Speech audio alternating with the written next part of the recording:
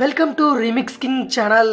మనిషి ఆధునికంగా ఎంత అభివృద్ధిని సాధించినా, కాలం ఎంతలా మారినా, మన ప్రాచీన కాలం నుంచి ఆచరిస్తున్న ఆచారాలను పట్టింపులకు మాత్రం ప్రాధాన్యత తగ్గడం లేదు. చాలా మంది ఏదైనా పని మీద బయటకు వెళ్లేటప్పుడు శకునాలు చూసే అలవాటు ఉంటుంది. ఎదురుపడిన వ్యక్తి జంతువు ఆధారంగా మంచి చెడు శకునాలుగా చెబుతుండడం మన పెద్దవాళ్ళ నుంచి వింటూనే ఉన్నాం.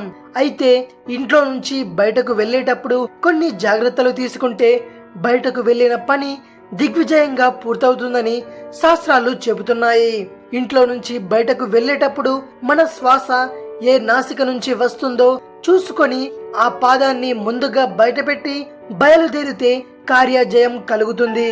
ఇంట్లో నుండి బయటకు వెళ్లేటప్పుడు చాలా మందికి దుశ్శకునాల భయం ఉంటుంది.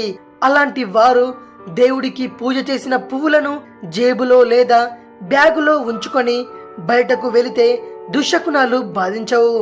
దాంపతుల మధ్య కలహాలు నివారణ కావాలంటే రాత్రి పడుకోబోయే ముందు భర్త తల దగ్గర కర్పూరం ఉంచి భార్య తల దగ్గర సింధూరాన్ని చిన్న పొట్లంలో ఉంచుకోవాలి.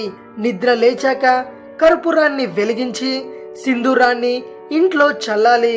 ఇలా చేయడం ద్వారా చిన్న చిన్న సమస్యలు పరిష్కారం అవుతాయని శాస్త్రాలు పండితులు చెబుతున్నారు.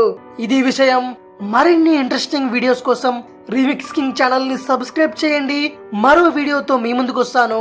అంతవరకు సెలవు.